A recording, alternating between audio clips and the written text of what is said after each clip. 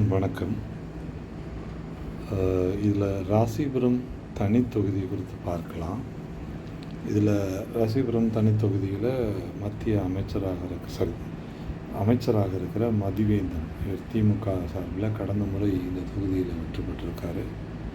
அவரை எதிர்த்து பிரேம்குமார், இவர் விபி துரைசாமி அவருடைய மகன். இவர் இருவரும் மருத்துவர்கள், மதிவேந்தனும் பிரேம்குமாரும் மருத்துவர்கள். இவர்கள் 2 பேரும் இந்த தொகுதியில் களம் காணுறாங்க.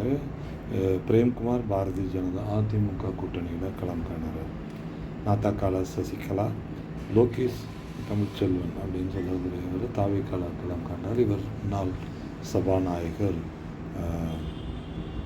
தனபாலுடைய மகன். மதிவேந்தன் மந்திரியாக இருந்ததாலும் தொகுதிக்குள்ளே அவங்களுக்கு நிறைய தொடர்புகள் இருக்கிறதாலும் தொகுதி முழுக்க அவருடைய தந்தை அறியப்பட்ட நபராக இருப்பதை பார்க்க முடியுது. போன தேர்தலில் அவருடைய தந்தை தொகுதி முழுக்கவும் பிரயாணப்பட்டதை என்னால் அறிய முடியும். பலரோடும் அவரால் இருந்து போய் அந்த வெற்றியை சாத்தியப்படுத்த முடியுது. ஏன்னா இந்த தொகுதி ஒரு அதிமுக தொகுதி. பல காலகட்டங்களில் பலர் தோல்வியை தழுவிய போதும் PR சுந்தரம் 4 எம்எல்ஏக்களில் ஒருவராக இருந்திருக்கிறார். யாருமே வெற்றி பெறாத காலகட்டத்தில் கூட வெற்றி பெற்ற ஒரு தொகுதி. இதுக்கு முன் KP ராமலிங்கம் 5 காலகட்டத்தில் தொடங்கி இன்று வரை அது அதிமுகவுடைய அபிமான தொகுதியாக இருக்கிறது. ரிசர்வ், அதாவது பட்டியல் மக்கள் தொகுதியாக மாற்றி அமைக்கப்பட்ட பிறகு அந்த 3 தேர்தலில் 2 முறை அதிமுக தான் வெற்றி பெற்று, ஒரு முறை தனபால், ஒரு முறை வி. சரோஜா, அப்புறம் இப்பொழுது மதிவேந்தன் வெற்றி பெற்றிருக்கிறாரு. வேட்பாளர்களை குறித்து பார்க்கலாம்.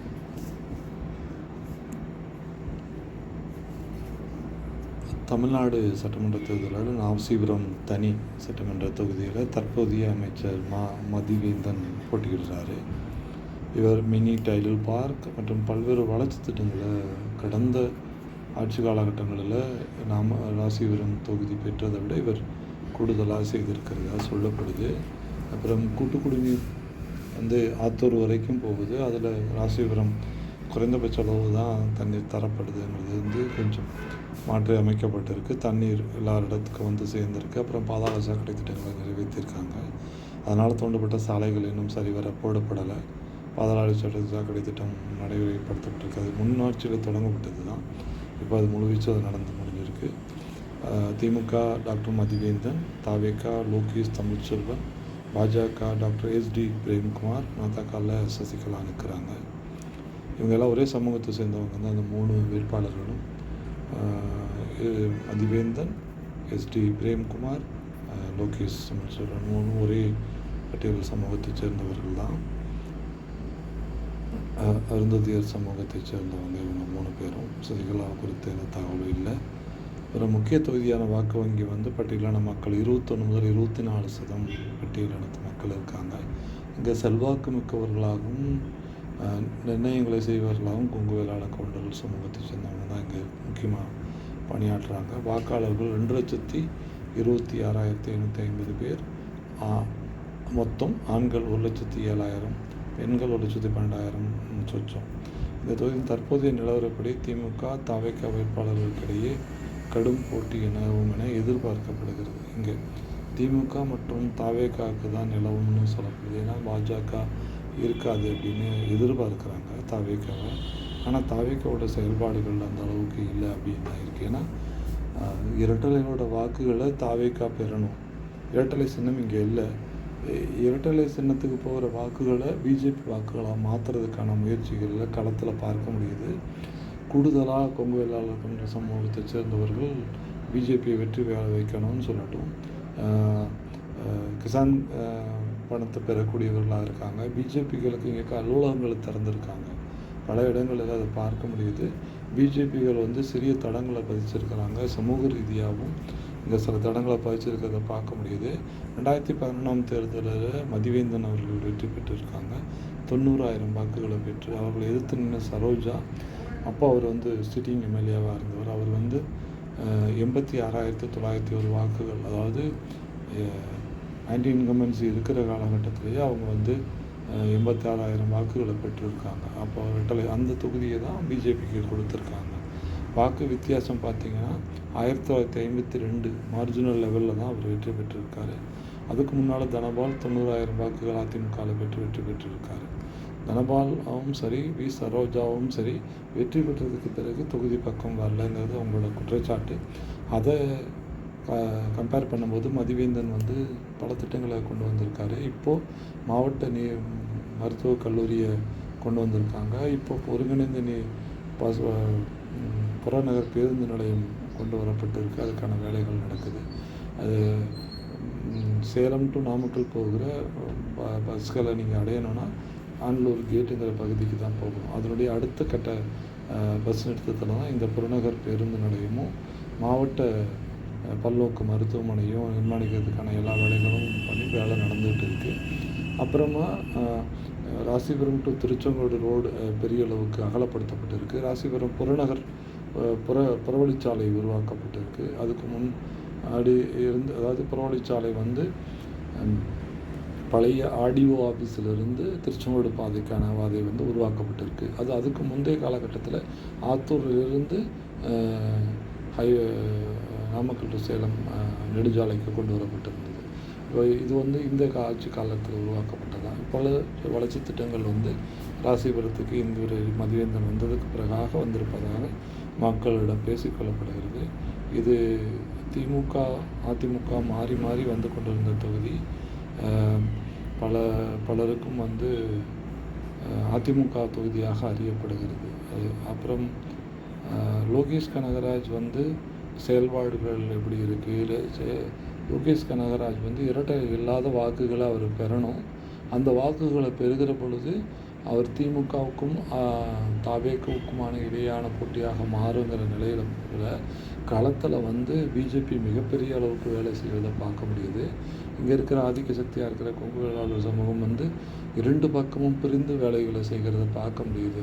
அவர்கள் களத்தில் மிக அளவுக்கு வேலை செய்கிறத பார்க்க முடியுது. ஏற்கனவே இவர்கள் செய்து வைத்திருக்கிற இந்த கம்யூனல் போலரைசேஷனும் சோசியல் இன்ஜினியரிங்கும் வேலை செய்வதையும் கவனிக்க முடியுது. அதனால் இப்போ இருக்கிற கள நிலவரம் வந்து லோகேஷ் கனகராஜ் வந்து வெளியேவும், துரைசாமி மகன் துரைசாமியும் இந்த தொகுதியில் வந்து தனபாலை எதிர்த்து நின்று தோற்று போனவர் தான்.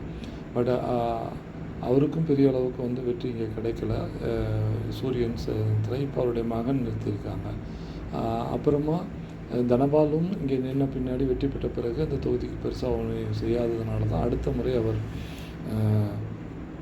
வெற்றி பெற முடியலைன்னு நினைக்கிறேன். அந்த சரியான முறையில் அவரால் பங்களிப்பு செய்ய முடியாது. ரெண்டு பேருக்குமே பெரிய அளவுக்கு அந்த வேட்பாளர்களுடைய தந்தைகளுடைய தாக்கம் இங்கே எதுவும் இல்லை. அதனால் இந்த தொகுதியில் இன்றைய நிலவரப்படி பிஜேபிக்கும் திமுகவுக்குமான போட்டியாக தான் இருக்குது.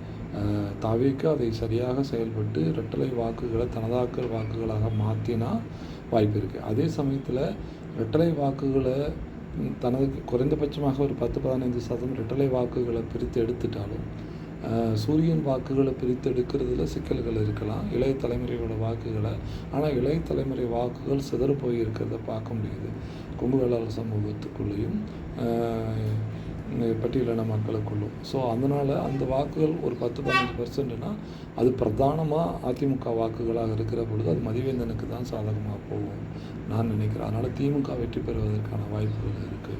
அவங்க இடைப்பட்ட போட்டியாக தான் இருக்குது. ஏன்னா தவேகாவோட வேட்பாளருடைய செயல்பாடுகள் அந்த அளவுக்கு இல்லை. அவங்க டிஜிட்டலைசேஷன் அந்த மாதிரி இருக்கிறாங்க. இவங்க களத்தில் ஒவ்வொரு வீடாக போய் நிற்கிறாங்க. பாஜக அதிமுக வாக இருக்கலாம், இல்லைன்னா திமுக இருக்கலாம். திமுக எப்பொழுதும் கட்டமைப்போடு செயல்படக்கூடியவர்கள். அவர்கள் பல முறை இங்கே போக முடியுது. இங்கே சுயேட்சை வேட்பாளர்கள் பலர் இந்த தொகுதிக்குள்ளே உலாவறதை பார்க்க முடியுது. அவர்கள் அளவு கூட லோகேஷ் தமிழ்ச்செல்வனுடைய செயல்பாடுகள் இருப்பதாக எனக்கு தெரியல. அதனால் அதிக வாய்ப்பு அமைச்சராக இருக்கிற மதிவேந்தனுக்கு இருக்கிறது. ஏதேனும் புறக்காரணிகள் அடிப்படையில் பிரேம்குமார் வெற்றி பெறுவதற்கான வாய்ப்புகளும் இருக்கும். அது கிட்டனாக இருக்கிற ஃபேக்டர்ஸின் அடிப்படையில் இது இருவருக்குமான போட்டியாக தான் நான் கருதுகிறேன். அது இல்லாமல் அந்த இரட்டலை வாக்குகளை வந்து பிரித்தெடுக்கிற பொழுதோ அல்லது மதிவேந்தன் அமைச்சருடைய மதிவேந்தனுடைய குடும்பமே களத்தில் இருக்கிறாங்க. தந்தை தாய் அவருடைய குடும்பமே களத்தில் பரவலாக இந்த மாதிரியான சிக்கல்கள் அடிப்படையில் தாவேக்காவுடைய தாக்குதல் அடிப்படையில் வெற்றி எது மாதிரி இருக்குன்னு தெரியாததுனால அவர்கள் குடும்பமே களத்தில் இருக்கிறத கவனிக்க முடியுது. அவர்கள் தந்தையினுடைய தொடர்புகள் அடிப்படையில் கடந்த தேர்தலையும் அவர்கள் அதை செயல்படுத்தினாங்க.